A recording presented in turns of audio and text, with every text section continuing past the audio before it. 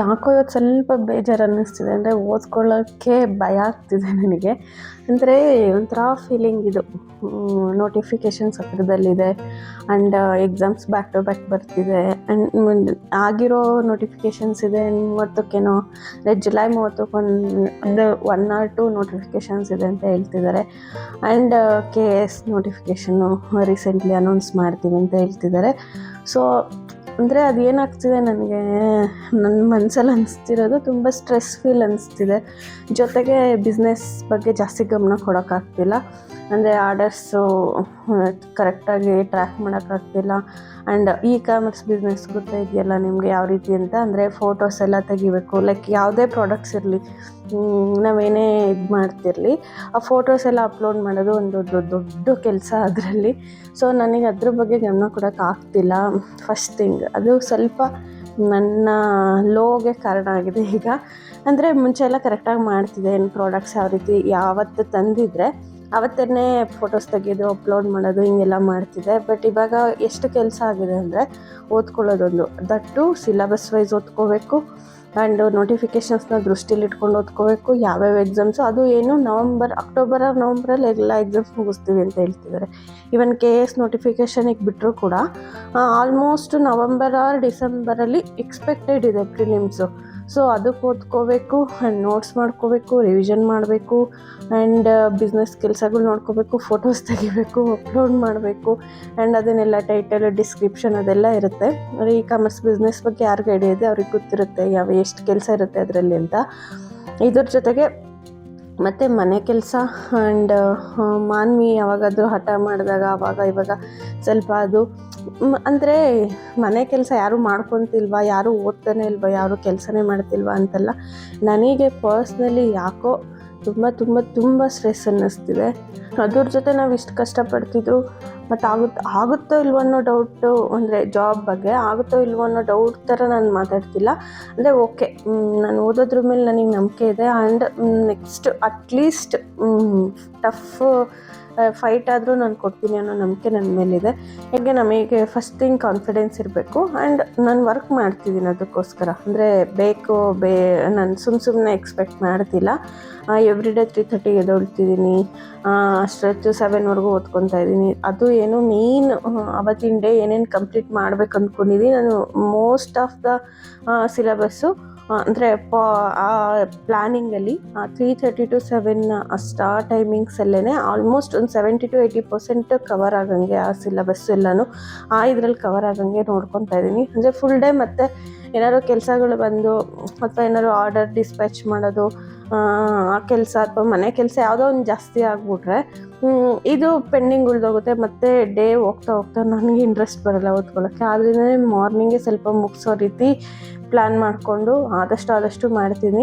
ಕೆಲವೊಂದು ಸರಿ ಏನಾಗ್ತಿದೆ ಅಂದರೆ ಇಷ್ಟು ಕೆಲಸಗಳ ಮಧ್ಯೆ ನಿದ್ದೆ ಜಾಸ್ತಿ ಬರ್ತಿದೆ, ಬೆಳಗ್ಗೆ ಎದ್ದೇಳೋಕ್ಕಾಗ್ತಿಲ್ಲ. ಎವ್ರಿ ಡೇ 3:30ಗೆ ಟ್ರೈ ಮಾಡ್ತಿದ್ದೀನಿ, ಬಟ್ ಕಷ್ಟ ಆಗ್ತಿದೆ.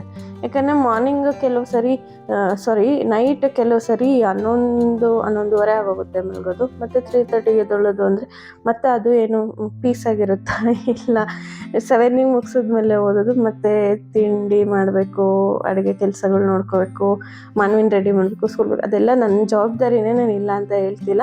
ಬಟ್ ಮಾನ್ವಿ ಮಲಗಿದ್ಲು, ಈಗ ಎದ್ದು ಬಂದ್ಲು. ಬಚ್ಚಿನಿ ಕಮ್ಮಿಯೋ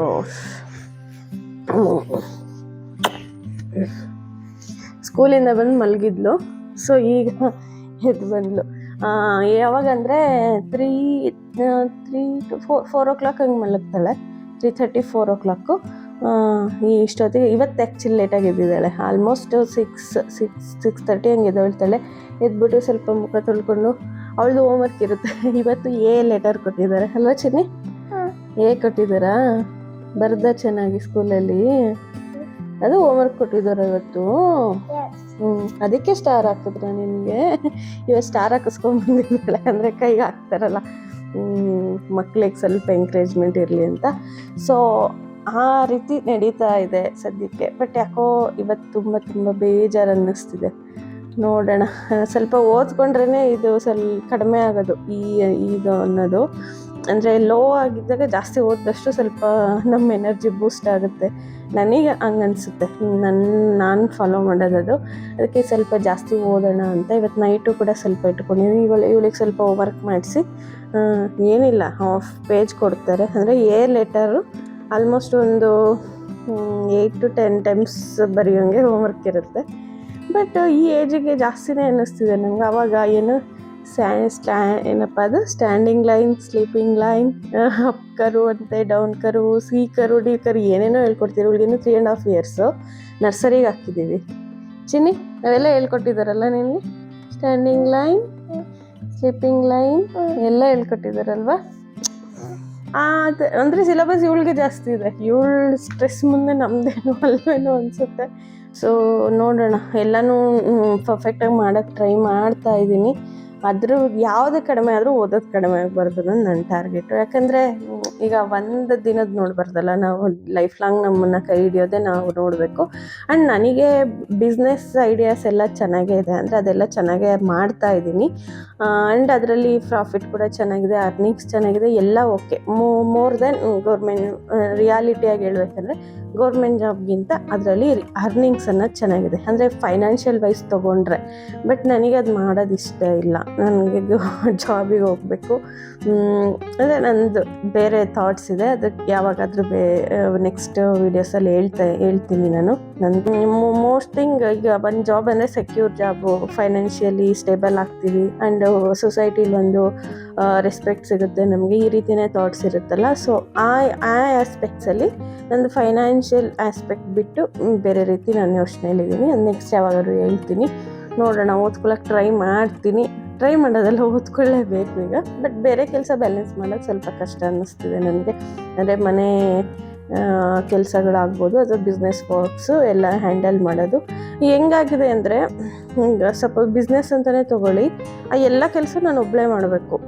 ಫೋಟೋಸ್ ತೆಗೆಯೋದಾಗ್ಬೋದು, ಅದು ಎಡಿಟಿಂಗ್ ಅಂತೆ, ಇನ್ನೊಂದು ಅಪ್ಲೋಡ್ ಆಗ್ಬೋದು, ಮತ್ತು ಆರ್ಡರ್ ಟ್ರ್ಯಾಕ್ ಮಾಡ್ಕೊಳ್ಳೋದು, ಆ್ಯಂಡ್ ಪ್ಯಾಕ್ ಮಾಡೋದು, ಡಿಸ್ಪ್ಯಾಚ್ ಮಾಡೋದು ಎಲ್ಲನೂ ನಾನು ಒಬ್ಬಳೇ ಮಾಡೋದ್ರಿಂದ ಸ್ವಲ್ಪ ಕಷ್ಟ ಅನ್ನಿಸ್ತಿದೆ. ಇಷ್ಟು ದಿನ ಓದ್ಕೊತಿರಲ್ಲ, ಬರೀ ಆ ಕೆಲಸ ಮಾಡ್ತಿದ್ರೆ ಫ್ರೀ ಅನ್ನಿಸ್ತಿತ್ತು. ಬಟ್ ಇವಾಗ ಇದೊಂದು ಪ್ರೆಷರ್ ತಲೆಯಲ್ಲಿದೆ, ಅದೊಂದು ಪ್ರೆಷರ್ ತಲೆಯಲ್ಲಿದೆ. ಸ್ವಲ್ಪ ಹಿಂಗೆ ನಡೀತಾ ಇದೆ. ನೋಡೋಣ. ಹೆಲ್ತಿ ಮೀಲ್ ಒಂದು ಶೇರ್ ಮಾಡ್ತೀನಿ. ಹೆಲ್ತಿ ಮೀಲಲ್ಲ, ನಾನೊಂದು ಇದನ್ನು ಮಾಡ್ಕೊಂಡಿದ್ದೀನಿ. ಅಂದರೆ 1 meal a day ಅಂತ ಗೊತ್ತಿದೆಯಾ ನಿಮ್ಗೆ? ಐಡಿಯಾ ಇದೆಯಾ? ಒಮ್ಯಾಡ್ ಅಂತ ಹೇಳ್ತಾರೆ. ನಾಟ್ ಬಿಕಾಸ್ ಇದು ಡಯೆಟ್ಗೋಸ್ಕರನೋ ವೆಯ್ಟ್ ಲಾಸ್ಗೋಸ್ಕರನೋ ನಾನು ಮಾಡ್ತಿಲ್ಲ. ಬಟ್ ನನಗೆ ಬೇರೆ ರೀತಿ ತಲೆ ಬೇರೆ ಕಡೆ ಹೋಗಬಾರ್ದು ಅಂತ. ಅಂದರೆ ಫುಡ್ ಕ್ರೇವಿಂಗ್ಸ್ ಜಾಸ್ತಿ ಅನ್ನಿಸ್ತಿದೆ ನನಗೆ. ಏನಾದರೂ ಒಂದು ತಿಂತಾನೆ ಇರಬೇಕು ಅದು ಇದು ಅಂತ, ಅಥವಾ ಈ ಪ್ರೆಷರ್ಗೋ ಏನೋ ನನಗೆ ಗೊತ್ತಿಲ್ಲ, ಜಾಸ್ತಿ ಏನೇನೋ ತಿನ್ನಬೇಕು ಹಂಗೆ ಹಿಂಗೆ ಅನ್ನಿಸ್ತಿದೆ. ಮತ್ತು ನಿದ್ದೆ ಜಾಸ್ತಿ ಬರ್ತಿದೆ. ಈ ವೇಸ್ಟ್ ಫುಡ್ಸ್ ಎಲ್ಲ ತಿನ್ನೋದ್ರಿಂದ ನಿದ್ದೆ ಜಾಸ್ತಿ ಬರ್ತಿದೆ. ಆ ನಿದ್ದೆ ಮಾಡಿ ಮತ್ತೆ ಬೆಳಗ್ಗೆ ಎದ್ದೇಳೋದೆಲ್ಲಿ? ಸೊ ಆದ್ರಿಂದನೇ ಇವತ್ತಿಂದ 1 meal ತೊಗೊಳ್ಳೋಣ ಅಂತ. ಇವತ್ತು ಬೆಳಗ್ಗೆ 11:30 ಊಟ ಮಾಡಿದ್ದು. 11:30 to 12:30 ಅಷ್ಟು ಊಟ ಮಾಡಿದ್ದೀನಿ. ಮತ್ತು ನಾನೇನೂ ತಿಂದಿಲ್ಲ. ಅಂದರೆ ಇದರಿಂದ ಸ್ವಲ್ಪ ಸ್ಲೀಪ್ ಪ್ಯಾಟ್ರನ್ ಚೇಂಜ್ ಆಗುತ್ತೆ ಅಂತ. ಇದು ನನಗೆ ಎಕ್ಸ್ಪೀರಿಯೆನ್ಸ್ ಕೂಡ ಇದೆ, ಮುಂಚೆನೂ ಎಲ್ಲ ಈ ರೀತಿ ಮಾಡಿದ್ದೀನಿ. ನನಗೆ ಯಾವಾಗ ನಿದ್ದೆ ಎಲ್ಲ ಕಡಿಮೆ ಮಾಡಬೇಕು, ಕಡಿಮೆ ಮಾಡೋದು ಕ್ವಾಲಿಟಿ, ಸ್ಲೀಪ್ ಕ್ವಾಲಿಟಿ ಚೆನ್ನಾಗಿರಬೇಕು ಅಂದರೆ ನಾನು ಈ ಮೆಥಡ್ ಫಾಲೋ ಮಾಡ್ತಿದ್ದೆ ಯಾವಾಗ್ಲೂ. ಸೊ ಇವಾಗಲೂ ಅದೇ ಮಾಡೋಣ ಅಂತ. ಅಂದರೆ ಆಲ್ಮೋಸ್ಟ್ 9:30 ಅಷ್ಟಲ್ಲಿ ಚೆನ್ನಾಗಿ ನಿದ್ದೆ ಬರುತ್ತೆ. ಒಂದು 3-4 hours ಮಲಗಿದ್ರು ಕೂಡ ಕಂಪ್ಲೀಟ್ ಅನಿಸುತ್ತೆ ನಮಗೆ. ಅಂದರೆ ತುಂಬ ಹೊತ್ತು ಮಲಗಿದಾಗ ನಮ್ಗೆ ರಿಲ್ಯಾಕ್ಸ್ ಆಗುತ್ತಲ್ಲ, ಆ ರೀತಿ ಆಗುತ್ತೆ. ಸೊ ಇದು ನನ್ನ ಎಕ್ಸ್ಪೀರಿಯೆನ್ಸು. ಇದನ್ನು ಇವತ್ತಿಂದ ಸ್ಟಾರ್ಟ್ ಮಾಡ್ಕೊಂಡಿದ್ದೀನಿ. ಚಿನ್ನಿ, ಇನ್ನೂ ನಿದ್ದೆ ಬರ್ತೈತಾ? ಯಾಕೆ ನಿದ್ದೆ ಬರ್ತೈತಮ್ಮ? ಯಾಕೆ ನಿದ್ದೆ ಬರ್ತೈತೆ? ಪಚ್ಚಿ ಮಾಡಿದ್ದಲ್ಲ ಆಗಲೇ. ಎಷ್ಟೊತ್ತು ಪಚ್ಚಿ ಮಾಡಿದ್ದೆ? ಆಗ್ಲೇ ಪಚ್ಚಿ ಮಾಡಿದ್ದೆ. ಮಾತಾಡು, ಹೇಳು. ಚೆನ್ನಾಗೆ ಓದ್ಕೊಳ್ಳಿ, ಎಲ್ಲ ಕೆಲಸ ಬೇಗ ಬೇಗ ಮಾಡಿ, ಎಲ್ಲರಿಗೂ ಒಳ್ಳೇದಾಗ್ಲಿ. ಇವಳಿಗೆ ಸ್ವಲ್ಪ ಲ್ಯಾಂಗ್ವೇಜ್ ಪ್ರಾಬ್ಲಮ್ ಆಗ್ತಿದೆ. ಯಾಕಂದರೆ ಈಗ ನಮ್ಮ ಮದರ್ ಟಂಗ್ ಅಂತಲ್ಲ, ನಮ್ಮಮ್ಮ ಅವ್ರದ್ದು ಆಂಧ್ರ ಆ್ಯಂಡ್ ನಮ್ಮದು ಕರ್ನಾಟಕ. ಆ ಸೈಡ್ ಸ್ವಲ್ಪ ರಿಲೇಟಿವ್ಸ್ ಎಲ್ಲ ಜಾಸ್ತಿ. ಆ್ಯಂಡ್ ನಮ್ಮದು ಬಾರ್ಡರ್ ಅಂದರೆ ನಿಯರ್ ಪಾವಗಡ ಇದ್ರ ರೀಸನ್ ಬರುತ್ತೆ. ಅಂದರೆ ಆಂಧ್ರಾಗೆ ನಮ್ಮೂರಿಗೂ ಆಂಧ್ರಾಗೂ ಒಂದು 10 ಕಿಲೋಮೀಟರ್ಸ್ ಡಿಫ್ರೆನ್ಸ್ ಇದೆ ಅಷ್ಟೇ. ಸೊ ಅದರಿಂದ ನಮಗೆ ತೆಲುಗು ಜಾಸ್ತಿ ರೂಢಿ. ಆ್ಯಂಡ್ ಮನೆಯಲ್ಲೂ ಡೈಲಿ ಎಲ್ಲ ಮಾತಾಡೋದೆಲ್ಲ ತೆಲುಗುನೇ ನಮ್ಮ ಪೇರೆಂಟ್ಸ್ ಜೊತೆ ಎಲ್ಲ. ಬಟ್ ಇಲ್ಲಿ ಬ್ಯಾಂಗ್ಳೂರಲ್ಲಿ ನಾವು ಕನ್ನಡ ಎಲ್ಲ ಯೂಸ್ ಮಾಡ್ತಾ ಇದ್ದೀವಿ. ಸೊ ಇವಳಿಗೆ ಅಂದರೆ ಚಿಕ್ಕ ಮಗು ಇದ್ದಾಗೆಲ್ಲ ಅಮ್ಮನ ಮನೆಗೆ ಇರ್ತೀವಲ್ಲ ನಾವು ಕೂಡ. ಸೊ ಅಲ್ಲಿ ಜಾಸ್ತಿ ತೆಲುಗು ರೂಢಿಯಾಗಿದೆ. ಮತ್ತು ಕನ್ನಡ ಅವರಪ್ಪ ಜೊತೆ ಕನ್ನಡ ಮಾತಾಡ್ತಾಳೆ, ನಮ್ಮ ಜೊತೆ ತೆಲುಗು ಮಾತಾಡ್ತಾಳೆ. ಈ ಸ್ಕೂಲಲ್ಲಿ ಇಂಗ್ಲೀಷ್ ಮಾತಾಡ್ತಿದ್ದಾಳೆ. ಆ್ಯಂಡ್ ಇಂಗ್ಲೀಷ್ ಏನಾಗಿದೆ ಅಂದರೆ ಒಂದು ಪ್ರೋಗ್ರಾಮ್ ನೋಡ್ತಿದ್ಲು ಮುಂಚೆ ಎಲ್ಲ. ಅಂದರೆ ಸುಮ್ಮನೆ ಸ್ವಲ್ಪ ಎಜುಕೇಷ್ನಲ್ ವೀಡಿಯೋಸ್ ಹಾಕ್ಕೊಡ್ತಿದ್ದೆ ಮನೆಗೆ.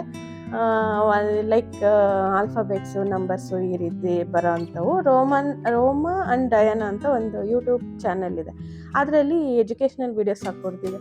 ಅದು ನಮಗೆ ಗೊತ್ತಿಲ್ಲ, ಈ ವರ್ಡ್ಸ್ ಎಲ್ಲ ಇವಳಿಗೆ ಗೊತ್ತಿದ್ದಾವ ಅಂತ. ಸೊ ಹಂಗೆ ಅದೊಂದು ಕಲ್ತಿದ್ದಾಳೆ. ಸೊ 3 ಲ್ಯಾಂಗ್ವೇಜ್ ಮಿಕ್ಸ್ ಆಗಿಬಿಟ್ಟು ಅವಳಿಗೆ ಯಾವುದು ಸ್ಪಷ್ಟವಾಗಿ ಬರ್ತಿಲ್ಲ. ಸೊ ಇದು ಪ್ರಾಬ್ಲಮ್ ಇರೋದು ಅಲ್ವಾ ಮನಿ? ನಿಮಗೆ ಇಂಗ್ಲೀಷ್ ಸ್ವಲ್ಪ ಬರುತ್ತೆ, ತೆಲುಗು ಬರುತ್ತೆ ಆ್ಯಂಡ್ ಕನ್ನಡ ಬರುತ್ತೆ ಅಲ್ವಾ ಚಿನ್ನಿ? ಬರ್ತಿತ್ತಂತೆ. ಯಾಕೆ ಚಿನ್ನಿ ಪಾಮಿಯವ್ವ? ಅದರಿಂದ ಸ್ವಲ್ಪ ಲ್ಯಾಂಗ್ವೇಜ್ ಪ್ರಾಬ್ಲಮ್ ಆಗ್ತಿದೆ. ಮೇ ಬಿ ಈ ವಯಸ್ಸಿಗೆ ಅಂದರೆ 3.5 ಇಯರ್ಸ್ಗೆ ಮಕ್ಕಳೆಲ್ಲ ಚೆನ್ನಾಗೇ ಮಾತಾಡ್ತಾರೆ. ಅಂದರೆ ಫ್ಲೂಯೆಂಟ್ ಒಂದು ಲ್ಯಾಂಗ್ವೇಜ್ ರೂಢಿಯಾಗಿರೋ ಒಂದೇ ಲ್ಯಾಂಗ್ವೇಜ್ ಮಾತಾಡ್ತಿದ್ರೆ ಫ್ಲೂಯೆಂಟಾಗಿ ಮಾತಾಡ್ತಿದ್ಲು. ಸೊ ಇವಳಿಗೆ ಅದು ಪ್ರಾಬ್ಲಮ್ ಇದೆ. Don't mind. ಮತ್ತು ಯಾಕೆ ಈ ಮಗುಗೆ ಅಂದರೆ ಕನ್ನಡ ಬರ್ತಿಲ್ವಾ ಆ ರೀತಿ ಥಿಂಕ್ ಮಾಡಬೇಡಿ. ಸೊ ಇದು ಪ್ರಾಬ್ಲಮ್ ಆಗಿರೋದು ಇವಳಿಗೆ. Thanks for watching. ಇವತ್ತು ಯಾಕೋ ಸ್ವಲ್ಪ ಲೋ ಅನ್ನಿಸ್ತು, ಸೊ ನಿಮ್ಮ ಹತ್ರ ಶೇರ್ ಮಾಡ್ಕೋಬೇಕನ್ನಿಸ್ತು, ಅದಕ್ಕೆ ಈ ವಿಡಿಯೋ ಹಾಕಿದೆ. ನೋಡೋಣ, ನಾಳೆಯಿಂದ ಸ್ವಲ್ಪ ಚೆನ್ನಾಗಿ ಮೋಟಿವೇಟೆಡ್ ಆಗಿರೋಕ್ಕೆ ನೋಡ್ತೀನಿ. ನಂಗೆ ಓದ್ಕೊಳ್ಳೋಕ್ಕೆ ಪ್ರಾಬ್ಲಮ್ ಇಲ್ಲ, ಬಟ್ ಸ್ವಲ್ಪ ಕೆಲಸಗಳು ಜಾಸ್ತಿ ಆಗಿರೋದ್ರಿಂದ ಪ್ರೆಷರ್ ಅನ್ನಿಸ್ತಿದೆ ಅಷ್ಟೇ. ಸೊ ನಾಳೆ ನಾನು ಏನು ಓದ್ಕೊತೀನಿ, ಏನು ಪ್ಲ್ಯಾನ್ಸ್ ಇದೆ ಎಲ್ಲನೂ ಶೇರ್ ಮಾಡ್ತೀನಿ. ಸೊ ಚಾನಲ್ ಸಬ್ಸ್ಕ್ರೈಬ್ ಮಾಡ್ಕೊಂಡು ಫಾಲೋ ಮಾಡ್ತೀರಿ. ಈ ಇನ್ಫಾರ್ಮೇಷನ್ ಎಲ್ಲ ನಿಮಗೆ ಸಿಗ್ತಿರುತ್ತೆ. ಯಾರಿಗೆ ಸ್ಟಡೀಸಲ್ಲಿ ಇಂಟ್ರೆಸ್ಟ್ ಇದೆ ಎಲ್ರಿಗೂ ಒಳ್ಳೆಯದಾಗಲಿ. Thank you so much. Last time we talked, you had nothing to say. You chose to walk, give what we had away.